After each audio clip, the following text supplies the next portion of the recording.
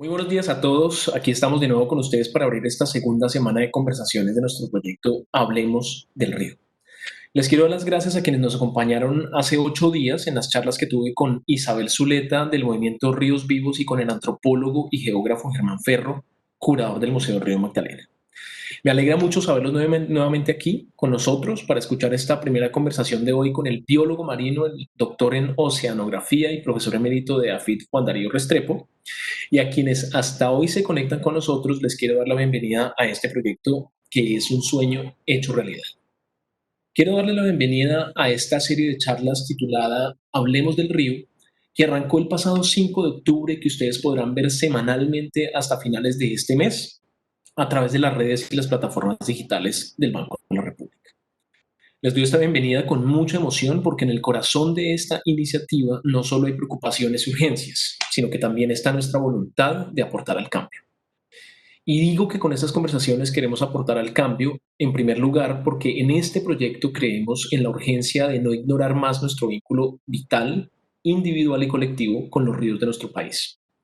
Ese vínculo con los ríos es nuestro lazo con la naturaleza, es nuestro compromiso con cientos de comunidades e identidades y es también, en el fondo, una apuesta por el futuro de Colombia. En segundo lugar, en estas charlas nos mueve una necesidad, la necesidad de activarnos como habitantes del mundo. Nosotros somos seres pensantes y sintientes, pero creo que necesitamos ser también más conscientes y más sensibles frente a la importancia de los ríos de nuestro país. Por las aguas de nuestros ríos corren vidas, por esas aguas corren tradiciones y saberes, por los ríos de Colombia corre la ciencia, corren también las claves de nuestro desarrollo económico y social, y corre la perspectiva de una sociedad más sostenible, más digna y más respetuosa del planeta. Por último, estas charlas surgen de la voluntad del Banco de la República, a la cual yo adhiero completamente, de creer en el poder del diálogo y de crear en ese espacio tan valioso que nace entre la expresión y la escucha un lugar legítimo de participación y reunión. Antes de presentarles a Juan Darío Restrepo, nuestro invitado a esta charla, quiero hablarles brevemente del proyecto que inspira y hace posible este ciclo de charlas. Me refiero a El Río Territorios Posibles, un proyecto de magnitud nacional de la Subgerencia Cultural del Banco de la República. Desde su inicio, en enero de este año, el proyecto El Río Territorios Posibles ha buscado explorar nuestra relación y nuestra convivencia con los ríos de Colombia a través de tres preguntas muy básicas. Una es cómo vivimos con el río, otra es cómo contamos el río y la tercera tiene que ver con los desafíos que implica pensar y convivir con el río. El Banco de la República y nosotros en estas charlas queremos responder a estas preguntas de la mano de comunidades de todo el país y de individuos y colectivos que han dedicado su energía a defender el río. Por eso el proyecto El Río Territorios Posibles se ha venido desarrollando en los centros culturales del banco en 29 ciudades distintas y también en el mundo digital a través de contenidos muy diversos, uno de los cuales son estas charlas Hablemos del Río. Este proyecto en particular al que ustedes asisten hoy consiste de 8 charlas y como les venía diciendo, 2 conversaciones ya tuvieron lugar. Hace una semana hablé sobre el río Cauca con la ambientalista popular Isabel Zuleta y sobre el río Magdalena con el curador y geógrafo Germán Ferro. Me gustaría invitarlos a que cuando las charlas de hoy terminen, de pronto visiten el canal de YouTube del Banco de la República y vean esas 2 charlas de la semana pasada. Aparte de eso, hoy tendremos entonces 2 conversaciones más de nuestro ciclo. En un instante voy a comenzar a hablar con Juan Darío Restrepo y de esa charla los invito a que se queden con nosotros porque tendré el gusto de reunirme con Aurelena González, gestora cultural y social de Guapi e impulsora de la empresa comunitaria de mujeres rurales Ríos Unidos. La semana entrante nuestro ciclo continuará con 2 invitados más. El 19 de octubre hablaré con nuestro invitado internacional, Robert Oates, un ecologista y experto en la restauración de ríos y responsable de la recuperación del río Támesis de Londres. También ese día tendré la oportunidad de charlar con el historiador Daniel Jiménez y nuestro ciclo termina el 26 de octubre con 2 conversaciones finales. Una de ellas será con el antropólogo Daniel Ruiz Serna y la última con una invitada internacional, la activista chilena Marcela Mella Ortiz, que entre otras cosas es una de las líderes de la defensa del río Maipo en Chile. Este proyecto seguirá en 2021 y reunirá aún más voces, incluyendo, entre otras, por supuesto, la mirada de los pueblos indígenas de Colombia. Conmigo entonces para hablar de la geografía de los ríos está hoy aquí una de esas personas que han entregado su vida a estudiar, caminar, repensar y defender el río. Ahora sí le quiero dar un saludo a Juan Darío Restrepo, biólogo marino, oceanógrafo, director del doctorado de Ciencias de la Tierra de AFIT y gran experto de los sistemas de ríos de Colombia, con más de 30 años dedicados a su estudio y su defensa. Juan Darío, en primer lugar quiero darte la palabra y la oportunidad de que saludes a nuestra audiencia. Gracias Camilo, gracias al banco y a la Subdirección de Cultura y felicitaciones por este programa del Río Territorios Posibles. Es un placer estar acá, Camilo. Muchas gracias. Bueno, el placer es nuestro, Juan Darío, realmente de tenerte por acá. Yo quiero contarles que en las últimas semanas hemos venido recogiendo preguntas de nuestro público y quiero agradecerles porque la atención que ha merecido esta charla ha sido grande. Hemos recibido varias preguntas y comentarios. Yo lo que voy a hacer es intentar incluir algunas de las preguntas a lo largo de la conversación y al final, si el tiempo lo permite, agregaré otras más. Entonces, Juan Darío, yo quisiera arrancar esta charla sobre los ríos con una frase, y es la frase, primero estaba el mar. Tu interés por las aguas que dominan nuestro planeta no comenzó con el río, comenzó en el mar Caribe. Cuando saliste del colegio a los 16 años, tú fuiste a Cartagena, a la escuela naval, creyendo que ibas a volverte un marino. Y sin embargo, hoy eres uno de los mayores expertos en ríos que tiene Colombia. Entonces, un punto clave de esa historia, según me has contado, tiene que ver con los arrecifes coralinos de Cartagena. Allá llegaste después de salir de la escuela naval para estudiar biología marina. Tú vivías como investigador en las Islas del Rosario y hacías allá el primer mapa de arrecifes de la historia de Colombia. En ese trabajo que desarrollaste gracias al apoyo del alemán Henry von Prahl, hiciste un descubrimiento, y es que la vida de los corales en el mar Caribe, allá en las Islas del Rosario, está directamente ligada a la vida de los ríos. Entonces a mí me gustaría, Juan Darío, pedirte que nos hablaras de ese camino que te llevó al mar y después del mar al río, porque creo que describe muy bien tu mirada como científico y como defensor del río. Entonces, cuéntanos, Juan Darío, ¿qué conecta al mar con el río en Colombia y por qué ha sido esa una de las banderas de tu labor? Gracias Camilo, sí. En esa época, cuando hacíamos una cartografía, estábamos haciendo los mapas de cómo eran los corales por debajo del mar en Islas del Rosario, que de hecho fue uno de los primeros proyectos de mapear o hacer mapas sobre cómo se distribuyen los corales. Empezamos a notar y veíamos en épocas de septiembre, octubre y noviembre que prácticamente no nos podíamos ver la mano con la careta. Los arrecifes son aguas cristalinas, azules y hermosas, y prácticamente nos encontrábamos en las Islas del Rosario que estábamos buceando dentro de un río. Era como si nos pusiéramos a bucear dentro del río Magdalena. Las aguas turbias no podíamos vernos prácticamente ni la mano por debajo de la superficie. Y esos pulsos que veíamos de sedimentos, en esa época, quienes estudiábamos ciencias naturales, al planeta y a los ríos los tratábamos por cajas aparte. Una caja es el mar, la otra caja son las ciénagas y la otra caja son las montañas.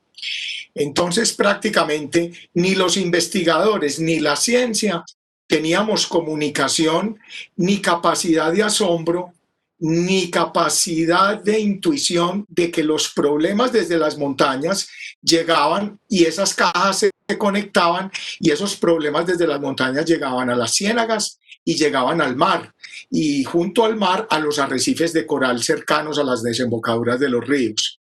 Entonces empezamos a ver una gran cantidad de impactos en Islas del Rosario, y cuando yo ya me devuelvo para el interior del país y termino ese proyecto, me quedó un sinsabor y una frustración de ver cómo se volvían turbias las aguas que deberían ser cristalinas.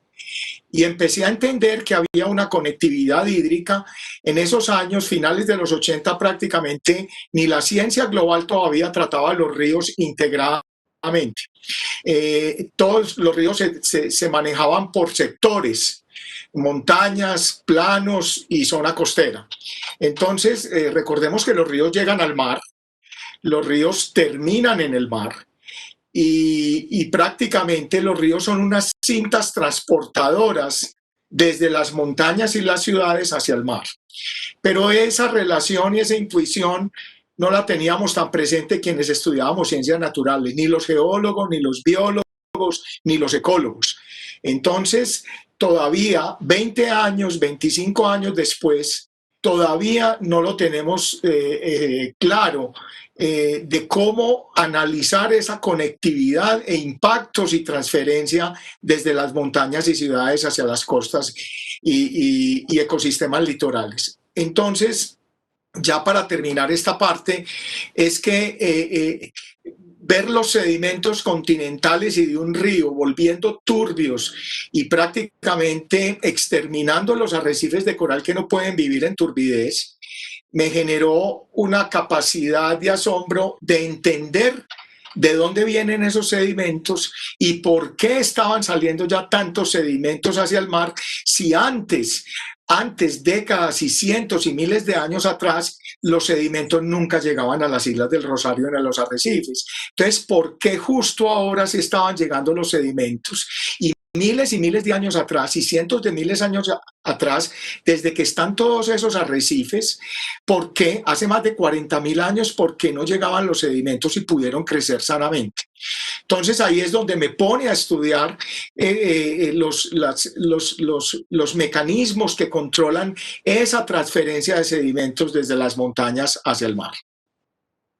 Es interesante que lo menciones, Juan Darío, porque precisamente uno de los proyectos que tú abanderas hasta hoy y con mucha fuerza, con mucho empeño, tiene que ver con la concientización de la problemática de los sedimentos y con el hecho de que el sedimento crece y se vuelve un problema para comunidades y pues ya me imagino yo incluso para los corales, arrecifes de corales en inmediaciones de Cartagena por cuenta, por ejemplo, de la tala, por cuenta de cosas que antes no ocurrían en los bordes de los ríos y que hoy son lamentablemente demasiado comunes. ¿Qué pasa ahí? ¿Por qué esa dificultad de ganar conciencia sobre las conexiones que a veces, como tú dices, no están ahí, pero parecerían ser tan obvias entre el río y el mar?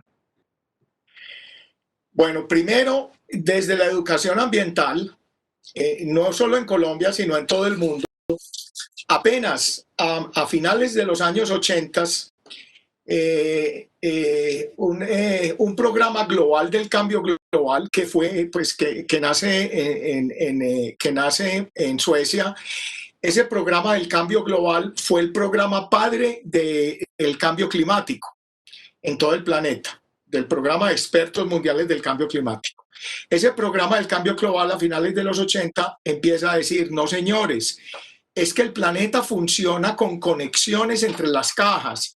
La atmósfera, los océanos y el continente se comunican, tienen flujos entre ellos, flujos de gases, flujos de agua, nutrientes, minerales. Pero antes la ciencia trabajaba cada caja por separado. Quienes trabajaban en las ciencias del aire, en la atmósfera y en la meteorología estaban allá solos, encerrados, estudiando los vientos, las nubes y los sistemas de presión atmosférica. Quienes estaban en la Tierra, el biólogo a lo biólogo, el geólogo a lo geólogo y el ecólogo a lo ecólogo, no se conversaban entre sí. Y quienes eran del mar, no, usted es oceanógrafo y biólogo marino, pero usted no es del continente. Las ciencias no se conversaban entre sí. Y ese programa del cambio global genera el primer programa mundial que se llama la conexión entre la tierra y las montañas y el mar. Land-Ocean Interaction in the Coastal Zone, que era la conectividad entre las montañas a través de los ríos hacia el mar. Y me acuerdo cuando salió ese programa en 1992, un gran profe mío, mentor, Michel Hermelin, llega y me dice, mire, Lea que es que todo lo que hacemos en las montañas llega al mar. Entonces tenemos que empezar a estudiar eso. Y yo, ya hay un programa que conecta todo esto. Entonces ahí es donde empiezan a estudiar todos los ríos del mundo, de cómo la agricultura, la minería, las ciudades, la industria, en el interior de los ríos le transmite todos esos problemas a las zonas bajas y a las zonas costeras. Entonces empezamos a entender cómo eran los ríos del país, los de la cuenca pacífica y los de la cuenca caribe, con su principal exponente, el río Magdalena. ¿Cuántos sedimentos llevaban al mar? ¿Por qué salían tantos sedimentos de estos ríos? Porque en el tamaño tan pequeño de nuestros ríos tenían unos volúmenes de sedimento mayores que el Amazonas, que el Orinoco y que los grandes monstruos de ríos del mundo. Entonces, ¿qué es lo que estaba pasando en nuestras montañas que salieran tantos sedimentos? ¿Y por qué estos ríos nuestros se estaban volviendo... naturalmente, los ríos de Colombia drenan los Andes. Los Andes, en la historia geológica, es una cadena montañosa muy joven. O sea, es un sistema orogénico, que significa joven, y al ser joven es fácil de erodar. No creamos los colombianos que los ríos nuestros eran cristalinos. No, los ríos nuestros siempre han sido turbios, porque ese es un balance de la naturaleza. Las montañas crecen y siguen subiendo de altura, tienen tasas de levantamiento porque las cortezas, las placas tectónicas se chocan y las montañas siguen creciendo. Si no hubiera procesos de erosión con el clima, la lluvia, los vientos, esos suelos no se erodarían y las montañas seguirían creciendo indefinidamente. Entonces, el planeta tiene un balance hermoso, que es con el clima y con los vientos y con los ríos llevar los sedimentos otra vez hacia los mares, y esos sedimentos vuelven y se meten por el fondo marino y vuelven y salen por los volcanes. Eso es precioso y eso ha sido un balance perfecto. Entonces, nuestros ríos siempre han sido turbios, no eran ríos cristalinos. Los ríos nuestros no son de Alaska ni son ríos suizos. No, siempre han sido turbios. De hecho, las crónicas del Magdalena describen el Magdalena como un río lleno de arenas y extremadamente turbio. Siempre lo fue. Pero el punto interesante es que ya rompimos ese balance natural de que los sedimentos salgan de las montañas naturalmente. Hemos puesto una huella humana muy fuerte en los últimos 50 años, prácticamente después de la Segunda Guerra Mundial, donde la mayoría de los países inicia ya el crecimiento económico acelerado. Y todo eso hemos cambiado los suelos, las ciudades, las montañas y el paisaje. Eso se representa en todos los suelos que son lavados y son llevados por los ríos. Entonces, prácticamente ya tenemos mucha certeza científica de cuántos más sedimentos tenía el Magdalena hace 100 años en comparación con la actualidad. Y encontramos una diferencia de casi del 100% de lo que lleva actualmente el río, era menor hace 70 y 100 años. Entonces, los humanos, con nuestra alteración superficial del paisaje, hemos alterado esa señal de los sedimentos en los ríos y de su turbidez. Juan Darío, esto de las conexiones o la interconectividad es para ti un asunto central. Creo que lo oiremos una y otra vez en esta charla. Y es curioso porque en el 2019, que fue el año que conmemoramos a Humboldt, nos acordamos de que es una idea que de hecho existe desde hace mucho tiempo. Y pues que la ciencia también, por razones a veces difíciles de entender, ha ignorado. Yo te quería preguntar, aprovechando que hablas de la interconectividad, por algo muy específico que tiene que ver con el título de esta charla. Esta charla se llama La geografía de los ríos. Y yo quisiera pedirte hablar sobre geografía. Muchos de nosotros tuvimos clases de geografía en el colegio. Yo la recuerdo especialmente porque me divertía mucho usar el papel de calcar y hacer mapas, y si mal no recuerdo me quedaban muy lindos, pero la geografía en realidad es otra cosa, o es algo mucho más grande y fundamental para nuestras vidas. Entonces yo quisiera, tú eres geógrafo, esta charla lleva ese título, lleva esa palabra en el título, quisiera pedirte que nos hables de la geografía como idea, como disciplina conectora de saberes, y como un punto obligatorio en nuestra comprensión de los ríos, Juan Darío. Gracias, Camilo. Muy importante. Tenemos totalmente erróneos el concepto de geografía. Y como tú lo dijiste, en la formación nuestra, desde el colegio, entendíamos que geografía era aprenderse todas las capitales del mundo de memoria.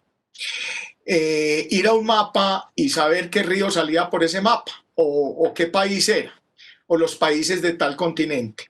De hecho, la geografía, yo fui de un colegio jesuita, la geografía que yo aprendí fue a memorizar todas las capitales del mundo y a memorizar los países de cada continente. Pero yo nunca tengo un recuerdo, y de pronto me equivoco, y perdón con aquellos maestros que nos enseñaron geografía, nos enseñaron la geografía del país. Yo nunca entendí por qué ascendieron 3 cordilleras, qué era la relevancia de las cordilleras en Colombia, porque tener 3 cordilleras es muy diferente a tener una sola cordillera como el resto de los países de Sudamérica, desde Ecuador hacia el sur. Entonces no es lo mismo para los ecuatorianos, para los chilenos o para los peruanos o los bolivianos estar en una sola cordillera cuando en Colombia estamos en 3 cordilleras. Tenemos 3 barreras geográficas que nos aíslan: Pacífico, Centro, Orinoquia y Amazonia. Entonces, esas barreras geográficas han de una u otra forma, de una forma definitiva, moldearon lo que fue la conquista y la llegada de los españoles a la fundación de las ciudades andinas. Totalmente, fueron encauzados por los cañones del Cauca y los cañones del Magdalena. Pero también nos generó una diversidad de interacción del hombre con el medio ambiente. Y esa es la parte de la geografía. Es como el clima, el paisaje, la geología, la biología, la vegetación, el clima, la ubicación en el planeta Tierra, que genera unas condiciones de sol, de lluvia, de vientos, como todas esas, más las cordilleras, generaron unos aislamientos y unas especiaciones tanto de la fauna, de la vegetación, pero también de las culturas y de las personas. Entonces la geografía, entender nuestros ríos es entender las cordilleras, y entender las cordilleras es entender el clima y la geología.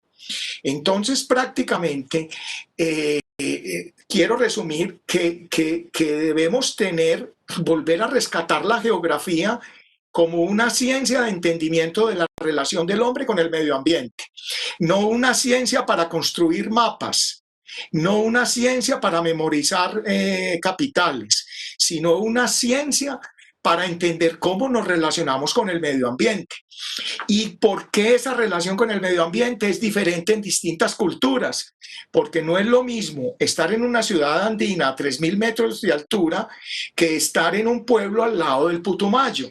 Entonces, estar al lado del Putumayo, el clima y la humedad generan unos impactos en esas comunidades y unas reacciones con el ambiente que son muy distintas a estar a 2.600 metros de altura con frío y con viento. Entonces, es importante entender que nuestros ríos son el resultado, son parte de esa geografía. Pero para entender nuestros ríos debemos entender un poco, bueno, cuándo nacieron estos ríos, por qué nacieron y además qué representan en la geografía estos ríos. Entonces, parte geográfica muy importante de nuestros ríos en el país es por qué llevan agua y por qué siempre los ríos nuestros, muy pocos, se quedan secos. Si vamos a ver los grandes ríos del país, nunca se quedan secos, excepto con unas eventualidades muy grandes, dependiendo de fenómenos climáticos o de impactos humanos, porque los hemos desviado, etc. Pero de nuevo, ya para concluir, Camilo, la geografía, este es un programa que yo creo que tiene que generar mucho impacto en rescatar la geografía como una rama, como una ciencia de la interacción humana con el medio ambiente, pero no como una ciencia de construir mapas y de manejar computadores y construir mapas. Sí. Muchas gracias, Juan. Yo quisiera proponerte ahora hacer un viaje por algunos ríos de Colombia. Yo creo que en estos días en que hemos debido quedarnos en casa y mantener más bien poco contacto con la naturaleza, pues al menos nos pasa eso a los que vivimos en ciudades. Pensar en los ríos a través de tus palabras puede ser reconfortante, pero sobre todo muy importante. Entonces, si estás de acuerdo, yo quisiera pedirte llevarnos a unos ríos que tú has conocido muy bien porque has vivido muy cerca de ellos. Y hablo específicamente de los ríos del Pacífico colombiano. A través de tu lente de geógrafo, si me permite llamarla así, tú has vivido y estudiado esos ríos y hay algo que siempre has dicho sobre ellos, que su potencia y pues te pongo solamente un ejemplo de una característica que tú has subrayado. Su potencia y su caudal no corresponde al hecho de que son ríos muy delgados. Entonces yo te quería preguntar, ¿qué nos dice esa característica sobre lo que tenemos en el Pacífico colombiano los colombianos? ¿Qué tipos de ríos hay allá? ¿Son únicos en el mundo? ¿Y qué debería significar eso para nosotros? Vamos al Pacífico colombiano. Muy bien. Bueno, para entender los ríos del Pacífico, debemos, en geografía, primero hay que ir de un píxel grande y después a un píxel pequeño. Y de nuevo debemos retomar la cordillera de los Andes desde el sur hasta Colombia. La cordillera de los Andes crece pegada, sesgada o ladeada hacia el Pacífico. O sea, la cordillera de los Andes sube por todo el continente suramericano, muy cerca a la costa pacífica. De hecho, es muy interesante porque esa asimetría de la cordillera de los Andes, la cordillera de los Andes no va por toda la mitad del continente suramericano, la mitad hacia la Amazonia y la mitad hacia el Pacífico. No, sube totalmente pegada a la costa pacífica. Eso genera una gran asimetría porque los ríos grandes y largos están hacia la derecha, hacia el Atlántico y hacia el Caribe. Y los ríos cortos, de altas pendientes y muy cortos, están hacia el lado del Pacífico.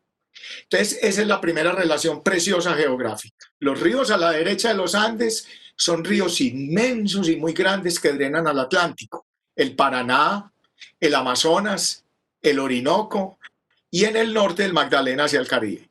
Pero a la izquierda los ríos todos son pequeños.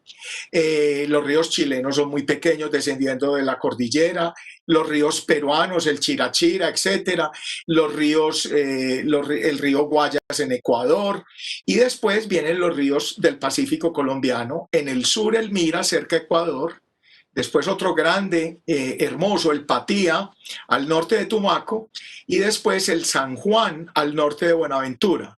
Sigue el Baudó un poco más arriba y después ríos ya menores, muy, que los podríamos llamar como quebradas, el río Valle, Nuquí, etc. Pero vamos a los tres grandes, que son el San Juan hacia el norte, el Patía en el centro-sur y el Mira en el sur. Estos ríos descienden de los Andes, son ríos muy cortos y tienen algo muy fascinante que está dictado también por la geografía. Estos ríos no tienen impedimentos para fluir rápido hacia el mar. Me explico, no tienen lagunas en la mitad, no tienen ciénagas grandes. No, estos ríos bajan de la cordillera de los Andes, de los páramos, de la cordillera occidental, y ahí mismo encuentran el mar, inmediatamente encuentran el mar. Entonces son ríos extremadamente cortos. Por solo decirte que el Magdalena tiene 1.600 kilómetros y el San Juan tiene 114 kilómetros. O sea, es 10 veces menos largo que el Magdalena. Y entonces cuando uno ve el San Juan, ¿por qué el San Juan lleva el doble de sedimentos que el Magdalena? Es increíble. Si el Magdalena drena el 25% del territorio del país, y el San Juan apenas drena 14.000 kilómetros, es un río extremadamente pequeño. ¿Por qué tiene tanta fuerza el San Juan? Porque el Patía genera el delta. Delta es de la palabra delta triangular griega, donde los ríos cuando llegan al mar se abren. Y cuando los ríos llegan al mar se abren, ponen todos sus sedimentos encima de una tabla, ¿sí? Los derraman, y sobre todos esos sedimentos que derraman desde las montañas al mar se construyen los deltas. Recordemos que los deltas es una de las partes de los ríos más importantes en la historia de la humanidad y en la geografía humana, porque en los deltas prácticamente inició la agricultura hace más de 7.000, 8.000, 10.000 años, donde el hombre ya se asienta. ¿Y por qué en los deltas? Porque los deltas son muy ricos en sus suelos, porque todos los nutrientes los traen los ríos desde las montañas y los ponen en los deltas, en los suelos. Entonces los deltas eran importantísimos para la generación de las civilizaciones y para la construcción de grandes ciudades. Está el delta del Nilo, etcétera, etcétera. Entonces, los deltas del Pacífico nuestro, ¿cómo es que un río tan pequeño forma los deltas más grandes de todo el Pacífico americano desde Canadá hasta Chile? No. Y entonces, para construir un delta se necesita sedimentos. ¿Y cómo es que los ríos tan pequeños llevan tantos sedimentos? Entonces, lo que hace muy especiales a los ríos del Pacífico es que son ríos que son de muy alto caudal, o sea, llevan mucha agua y llevan muchos sedimentos que vienen de esa cordillera occidental, de esa cordillera joven que suelta sedimentos. Entonces, estos ríos son únicos en el mundo porque en su tamaño tan pequeño, con su cantidad de sedimentos y procesos que ocurren y la cantidad de agua que llevan, son muy importantes para el planeta, porque son importantes en todos los ciclos del carbono y en los ciclos de sedimentos de todo el planeta. Entonces estos ríos no los entendía la ciencia ni estaban documentados. En el año 2000, Camilo, hace solo 20 años, el mundo no conocía los ríos del Pacífico. Cuando empezamos a trabajarlos con colegas extranjeros, no podían creer que prácticamente esos riachuelos que bajaban de la cordillera occidental eran más potentes que ríos europeos y que ríos norteamericanos. Entonces, el Pacífico nuestro es eso, es pequeño en sus ríos, pero extremadamente potente en su esfuerzo. Ya cuando nos vamos hacia el Caribe, los ríos son distintos, porque son más largos y el Magdalena tiene muchas ciénagas. Después de Honda, aguas abajo, empezamos a encontrar todas las ciénagas, en La Dorada, en Puerto Triunfo, en Puerto Berrío, Barranca Bermeja, Depresión Momposina, todo eso. Esas ciénagas no tienen ciénagas. Exacto. En cambio, los ríos del Pacífico no tienen ciénagas, Camilo, prácticamente. Salen de las montañas y llegan al mar. Entonces, prácticamente le entregan todos los sedimentos al mar inmediatamente. Los del Caribe, el Atrato, el Sinú y el Magdalena, por nombrar pues esos tres, sí tienen ciénagas y pantanos y van acumulando sedimentos y al mar no le sale tanto, porque todas esas ciénagas intermedias en el camino entre la montaña y el mar capturan y atrapan sedimentos y nutrientes. Pero eso no ocurre en los ríos del Pacífico. Ya. Entonces, son diferencias geográficas muy hermosas, muy hermosas. Aprovecho que tocaste ese tema de los ríos, pues, del Caribe, del Magdalena, porque pues ese era el siguiente viaje que quería proponerte que hicieras con nuestra audiencia, y es un viaje al Magdalena, pues al cual le has dedicado los últimos 20 o más años de tus labores como investigador, asesor y vigilante. Tus grupos de estudio, con tus grupos de estudio tú has llevado al Magdalena a las élites mundiales de la ciencia, Juan Darío, y a varias publicaciones indexadas, y tú has hecho todo esto con el objetivo de mostrar de manera contundente que es un río singular.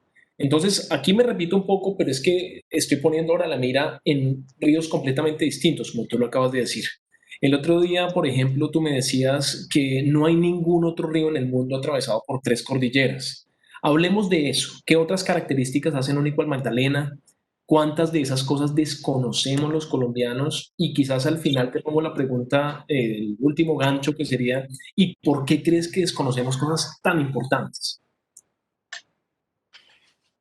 El Magdalena es el único río, pues en mi conocimiento geográfico, uno puede ir a los Himalayas, puede ir a los Alpes europeos. Recordemos que en las grandes montañas nacen los grandes ríos. Entonces uno puede ir a los Himalayas, a los Alpes europeos, al sistema de cordilleras de África Oriental, puede estar en todo el sistema de rocosas de los Estados Unidos, en todas las que van bordeando la costa occidental, y no encuentra ningún río, incluso en Sudamérica, tampoco al sur de Ecuador, que reciba ríos de 4 pendientes de cordilleras. El Magdalena, recordemos que está el río Cauca entre la cordillera occidental y la cordillera central, el río Cauca. Al otro lado de la occidental están los ríos del Pacífico. Y este lado del occidental le drena al río Cauca, al cañón del Cauca. Recordemos que el Cauca desemboca el río Magdalena junto con el San Jorge en la Mojana, en la depresión Momposina. O sea, el Magdalena recibe prácticamente 60.000 kilómetros de recoger aguas del río Cauca. Y el Magdalena entonces está drenando 2 vertientes del Cauca, más las 2 vertientes entre la cordillera central y la cordillera oriental.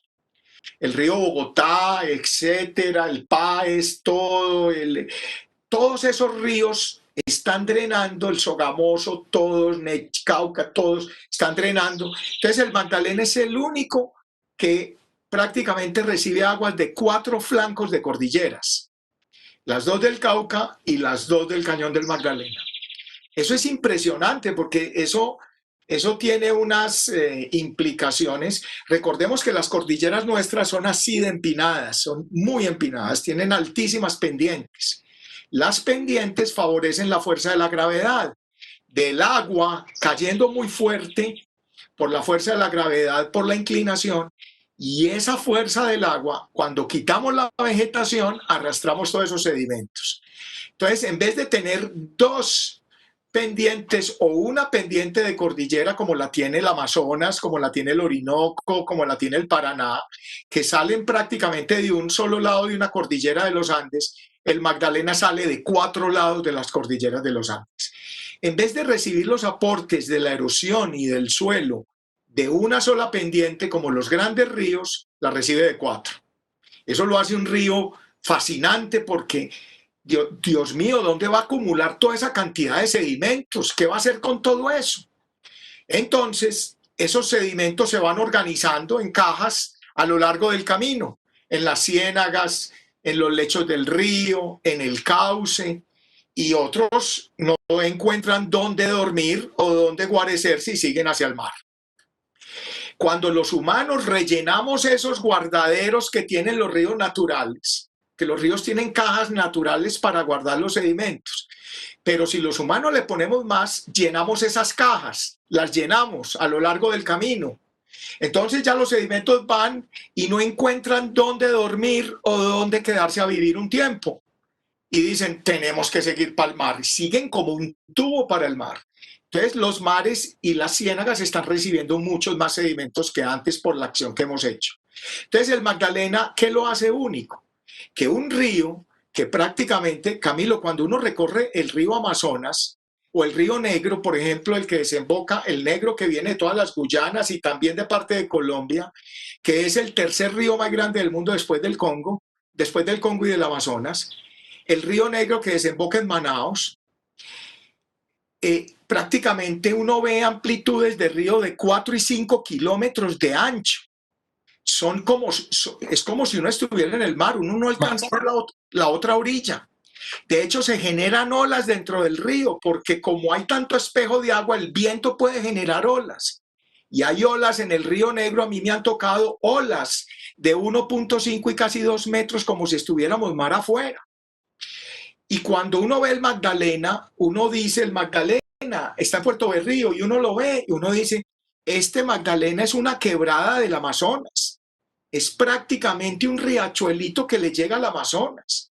De hecho, yo he estado con colegas del Amazonas en el Magdalena y no, pues hombre, sí se impresionan por el paisaje, las cordilleras y otros aspectos del paisaje, pero no por su amplitud ni por su potencia, porque es un río prácticamente, es un río que no es ancho, es un río que no tiene magnitudes inmensas como los grandes ríos del mundo, pero entonces, ¿por qué llega a ser un gran río del mundo y estar en el top 10 de los ríos que más sedimentos llevan a los mares? Entonces, esa contradicción entre su tamaño y potencia está dictada por las cordilleras y por su geografía. Entonces, eso lo hace fascinante y lo ha hecho de mucho respeto en las ciencias en el mundo, porque prácticamente todas las bases de datos y los que trabajan en los modelos de los ríos del mundo, conociendo los ríos, ya está el Magdalena ahí, porque el Magdalena es un punto obligado de comparación con los otros ríos del mundo por esa potencia. Entonces, todavía es una caja negra en mucho entendimiento. Todavía no conocemos mucho del Magdalena. Y este es el momento de la reflexión, Camilo, porque cuando los proyectos de desarrollo comienzan a venir desde las partes centrales de los gobiernos, y que el Magdalena hay que volverlo navegable y que hay que ponerle cemento a ese río, Sí. y que hay que hacer esto sin ver el conocimiento de las comunidades locales, porque muchos de estos proyectos son dictados desde el gobierno central, sin ir a las comunidades, sin respetar esa geografía. Y ojo, Camilo, y sin entender la geografía. Entonces, ¿qué ha pasado? Que prácticamente el Magdalena, a pesar de recorrer de sur a norte el país, de que el 77% de la población de Colombia habita el Magdalena, de que el 80% del Producto Interno Bruto de lo que genera la economía de este país sale de la cuenca del Magdalena, de que el 70% de la energía hidroeléctrica está en la cuenca del Magdalena, de que el 50% de la pesca que come todo este país está en el Magdalena. Todos esos factores geográficos y ambientales son totalmente olvidados por muchos de los tomadores de decisión, porque todavía no entienden la geografía del mismo río.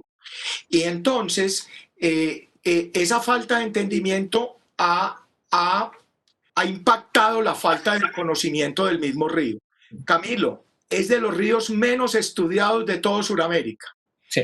O sea, en las publicaciones internacionales y en el conocimiento de cómo evolucionó el río, o si yo voy a construir un puente en una curva del río, hombre, esa curva del río era un canal derecho hace 100 años o hace 200 años. No nos interesa. Sí. Puede que donde construyo un puente o donde construyo la berma de una carretera y de estas 4G, puede que en 20 años el río se salga y dañe toda la infraestructura de las 4G.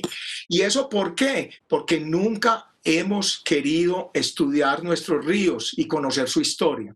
Entonces, es un tema que quería tocar contigo, Juan Darío.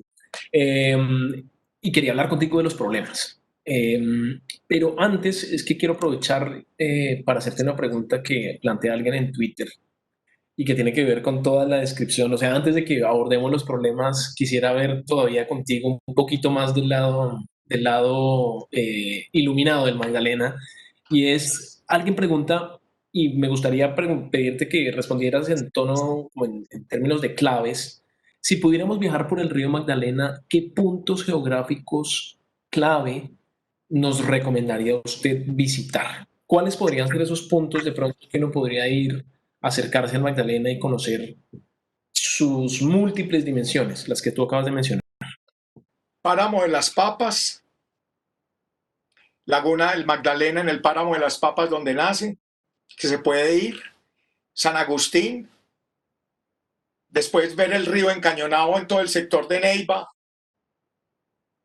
desierto de la Tatacoa, que esos fósiles y todo lo que hay en el desierto de la Tatacoa es el recuerdo del nacimiento del río Magdalena antes de que subiera la cordillera oriental, no estaba sino la central.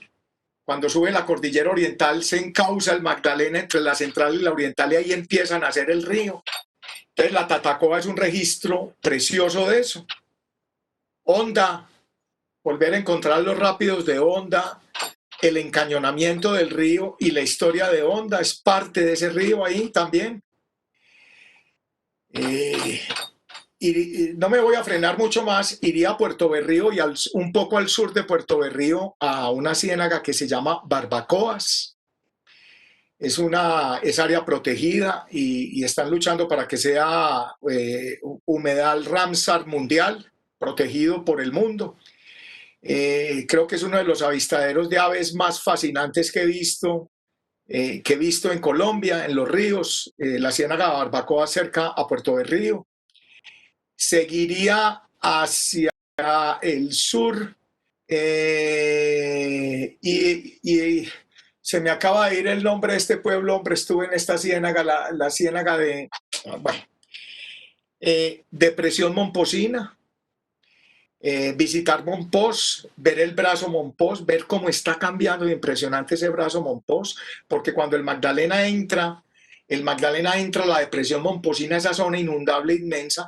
Recordemos que esa zona inundable de Mompox y la depresión momposina donde se junta es una estrella donde llegan a descansar todos los ríos. Llega el San Jorge, llega el Cauca y llega el Magdalena. Y todos hacen así. Descansamos antes de salir al mar. Hacen un descanso en la depresión momposina. Es uno de los grandes humedales más extensos de todo el norte de América y de los humedales menos conocidos y entendidos por la naturaleza y por el hombre y por la ciencia y por la academia.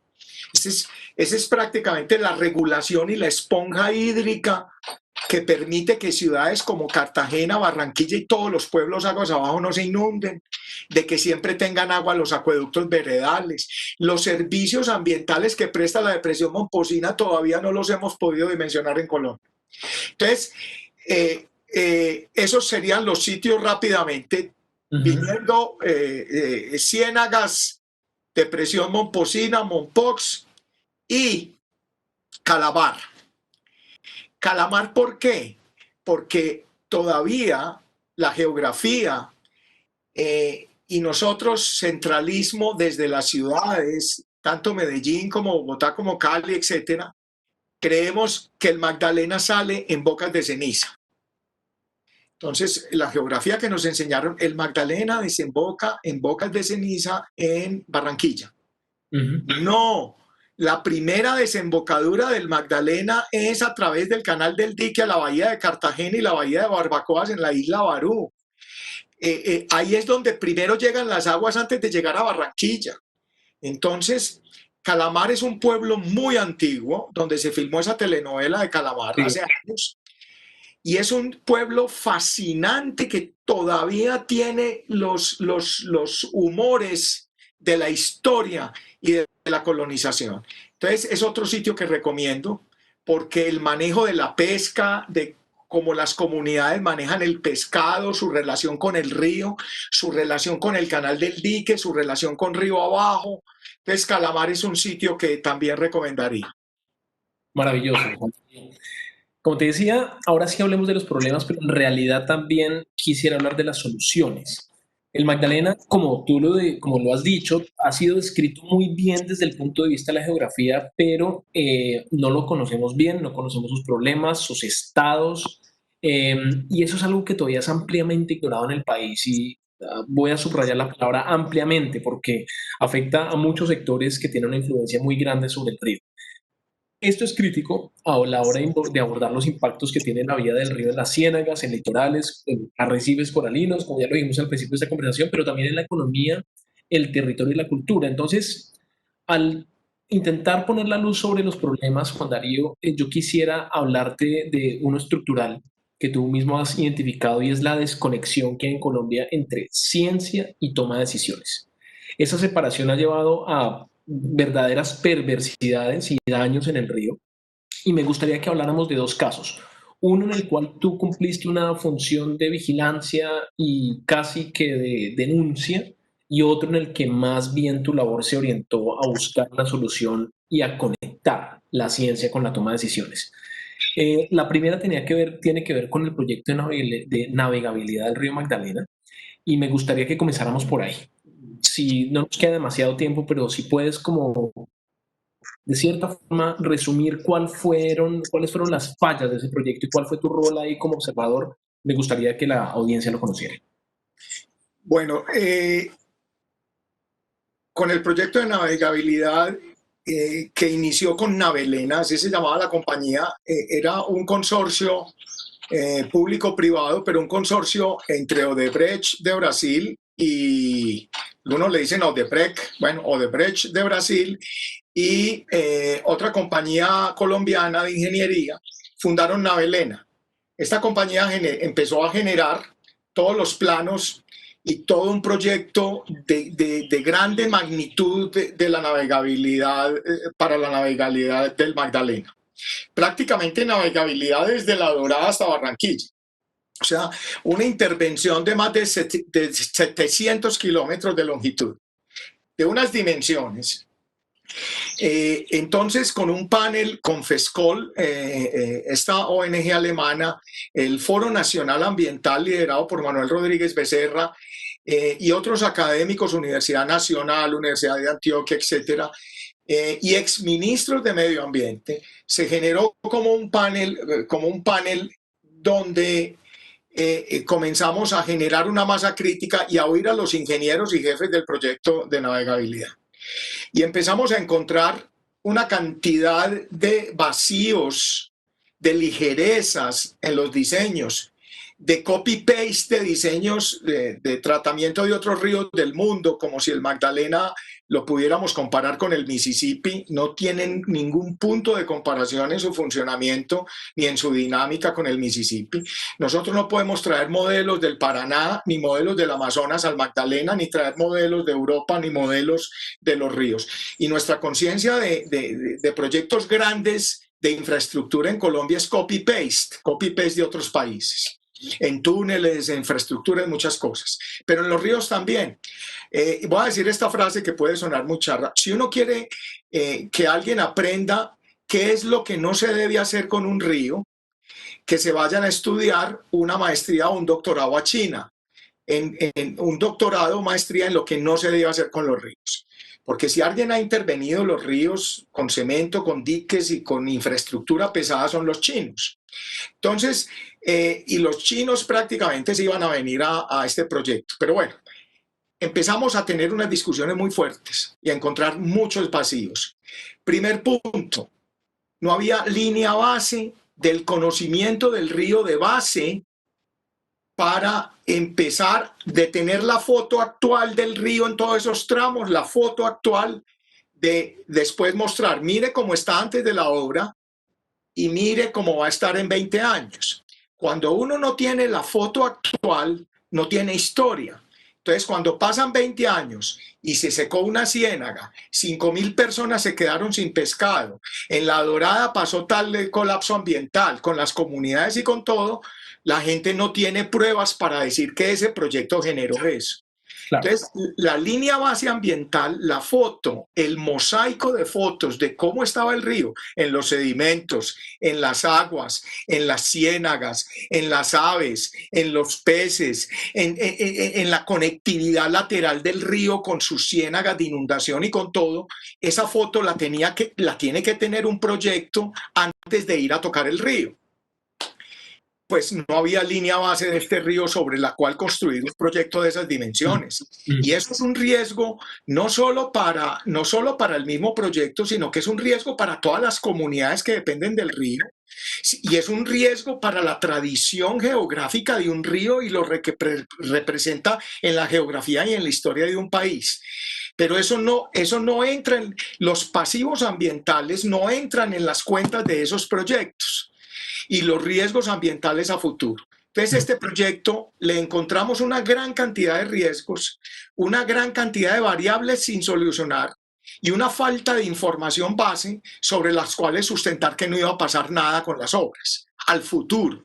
Y ahí es donde tú, Juan Darío, y tus equipos han encontrado quizás una vía para las soluciones o para el trabajo, para unir, para poder conectar ciencia, conocimiento amplio con la toma de decisiones. Y quería, como paso siguiente de esta parte de la entrevista, ya acercándonos al final, hablar de tu proyecto en la Bahía de Cartagena, donde ya no tuviste esa función de vigilar, encontrar todos los vacíos y pues llevar a frenar un proyecto, como pasó con la navegabilidad del río Magdalena, sino más bien cómo hacer para que los políticos tengan confianza en la ciencia y vean en el conocimiento y en esa amplitud de la conversación una oportunidad también para hacer lo que hacen los políticos, que es hacer obras y beneficiar a la gente, y beneficiando a la gente también beneficiar su popularidad.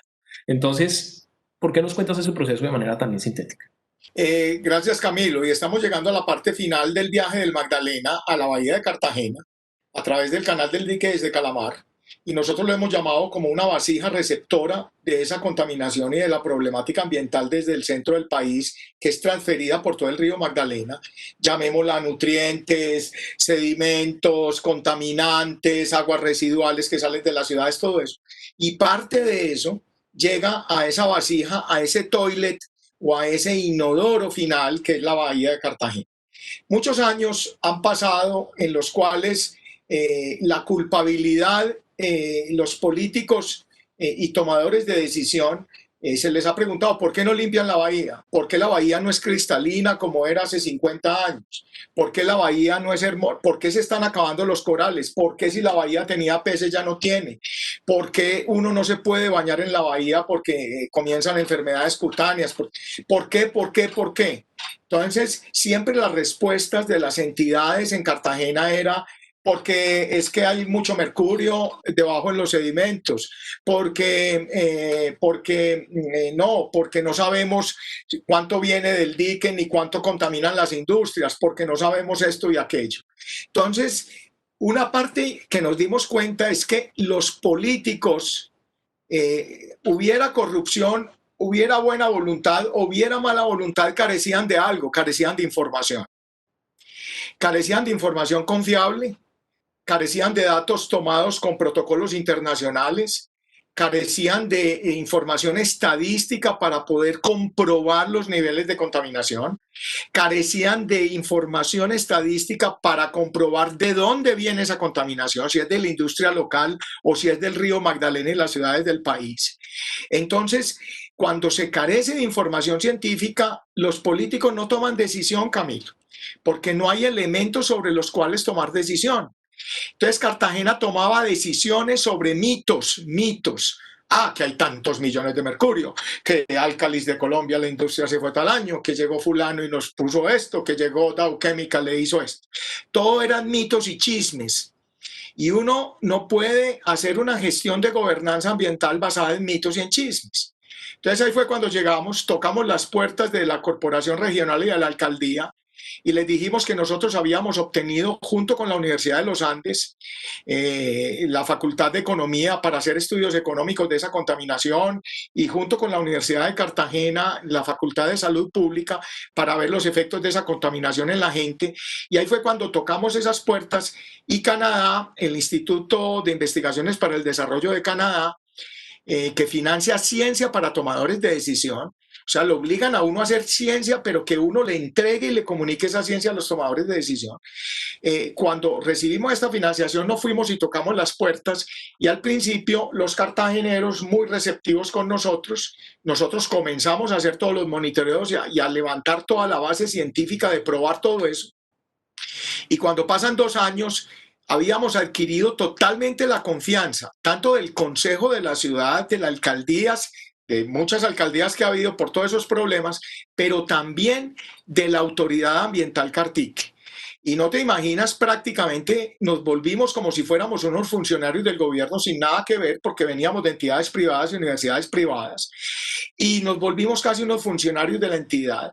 Y toda la política actual, que está con la Contraloría y la Procuraduría Ambiental, más todos los planes de seguimiento de contaminación, de mitigación de contaminación, que no son de corto plazo, sino de mediano y largo plazo, todos esos planes ya están basados en ciencia. Y todos los directores y subdirectores de estas corporaciones están siguiendo todas las recomendaciones y los datos científicos. Generamos ya la transferencia desde ciencia a tomadores de decisión. Pero eso fue una confianza que requirió lobby, requirió paciencia y requirió demostrar que sí queríamos transferirles a ellos para buscar soluciones al problema. Entonces, ese es un ejemplo hermoso. De hecho, ese es un ejemplo que lo presentan en el Ministerio de Medio Ambiente y lo presentan a nivel de corporaciones en el país, porque es un ejemplo que da prueba de que nosotros en la academia no debemos de quedarnos encerrados en las universidades, encerrados en nuestros laboratorios y oficinas y con el ego de nuestras publicaciones. Muchas gracias, Juan Darío. Bueno, se nos acaba el tiempo. pero yo no quiero dejar de tocar un tema fundamental para nosotros y para todo este ciclo de charlas que es la ciudadanía. Em, en una semana yo voy a hablar con Robert Oakes, un experto que ha asesorado a muchas políticas, planes de conservación de ríos en todas partes del mundo, y él dice que la llave del éxito, como tú también lo has dicho, Juan Darío, sí consiste en efecto en unir a la ciencia con la toma de decisiones. Pero él subraya algo más, y es que esa unión no se puede dar si no hay una participación e incluso movilización activa de la ciudadanía porque se dé esa conexión y porque haya una defensa de los ríos. Te quiero preguntar por el activismo. ¿Cómo sientes tú que es el estado, que está el estado de cosas del activismo comunitario y civil en torno a los ríos en Colombia? Y quisiera también preguntarte ya para que cierres, ¿te sientes tú también de, ser, de cierta forma un activista de los ríos? Qué buena esa palabra, Camilo, lo de activista. Pero mucho cuidado que en Colombia confundimos activismo con extremismo ambiental. Y me acuerdo de unas columnas cuando toda esta discusión del río Magdalena que nos decían extremistas ambientales. Y esa es la forma como desdibujan a los ambientalistas diciéndoles extremistas. Ahora vamos al activismo ambiental. He visitado comunidades en el Magdalena, unas que me impresionaron mucho son en Barbacoas, otra vez en esta laguna, donde es un sitio fascinante de área protegida, pero no te imaginas los impactos de la ganadería, de cómo los ganaderos han llegado a adueñarse de las ciénagas, de los bordes del agua, de cómo los búfalos están prácticamente pisoteando todos los pantanos y rompiendo todo el ciclo de filtración del agua y de todo. Los problemas de los cultivos de palma en nuestras ciénagas y en nuestros ríos. Y escuchar a estas comunidades en su activismo, hay diferentes tipos de activismo. Hay unos activismos que son escuchados y que han recibido eco. Y hay otros activismos, Camilo, que están totalmente alejados y que prácticamente no son escuchados. Yo creo que el activismo, a veces veo el activismo y si nos hacemos la pregunta, ¿qué ha mejorado el activismo ambiental? Perdonen mi ignorancia, Camilo, y en mi pesimismo, yo no veo mejoría con el activismo ambiental porque cada vez se nos desvanecen más los recursos y los ecosistemas de este país, incluyendo los ríos. Cada vez los encontramos peor, con activismo o sin activismo. Pero quiero hacer una reflexión y es retomar unas palabras de Juan Camilo Cárdenas, el decano de Economía Ambiental de los Andes, que es colíder con nosotros en el proyecto en Cartagena. Y es como uno, y perdón por la palabra que está siendo muy usada, como uno empodera y le da autoestima a las comunidades. Y la mejor forma de darle autoestima a las comunidades es en la transferencia de conocimiento de doble vía, generando un lenguaje común. Nosotros como científicos no podemos llegar a una costa o a una ciénaga a decir, es que yo sé esto y esto y esto. No, nosotros llegamos a un sitio a aprender de las comunidades cómo ven ellos esa ciénaga y ese río. Y ahí es donde nosotros aprendemos a aplicar lo que ellos nos cuentan y cómo lo ven a la ciencia que nosotros entendemos. Y si después de eso logramos un lenguaje común entre las comunidades y nosotros los académicos, hemos cumplido una primera parte que es un lenguaje común. Pero lo otro es empoderar con autoestima a las comunidades y a los activistas. ¿Cómo? Con diplomados oficiales y con formación. Nosotros ahora estamos haciendo un ejercicio muy interesante en Cartagena, que es un diplomado con líderes comunitarios, más de 50 líderes de todos los pueblos impactados por la contaminación. ¿Y para qué, Camilo? Esos líderes de ese diplomado van a salir con su cartón, Universidad de los Andes, Universidad de Afito, Universidad de Cartagena, van a salir con el pecho grande y de esos 50 líderes, 3 líderes se van a sentar en un comité con el Ministerio del Medio Ambiente y toda la industria de Cartagena a definir el futuro de esa bahía. 3 sillas van a tener ahí. ¿Qué es lo que va a pasar? Que cuando estos lleguen a esas sillas de los comités a tomar decisiones con la industria y con los políticos, no les van a decir como antes a las comunidades les decía, ¿y usted quién es para venirnos a decir aquí qué hay que hacer con esto? Pues ellos le van a contestar, yo soy diplomado ambiental de Bahía y tengo este cartón y yo he estudiado la Bahía y yo sé lo que pasa en la Bahía. Por lo tanto, tengo toda la autoridad para poder hablar en este comité y definir el futuro de nuestras comunidades y de la Bahía. Ese ejemplo, yo creo que es otra parte de un compromiso nuestro de nosotros los académicos. No solo la toma de decisiones, pero las comunidades, el lenguaje común y la autoestima de las comunidades con el conocimiento para que ellas se puedan defender con sus recursos y con sus ecosistemas. Juan Darío, muchas gracias por dedicarnos este tiempo y por tus palabras. Yo creo que esto último que acabas de decir es un aporte que enriquece una conversación, es justamente lo que queremos a través de este proyecto, el diálogo, la capacidad de poder compartir ideas y visiones desde la conversación. Así que gracias y gracias a los que estuvieron conectados a esta conversación. Quiero invitarlos a todos a que se queden porque en un instante vamos a comenzar a hablar o voy a comenzar a hablar con una mujer, una líder del río Guapi que nos va a llevar a otra dimensión y nuevamente a nuevas comprensiones de lo que es el río y nuestra relación con el río en Colombia. Muchas gracias, hasta la próxima.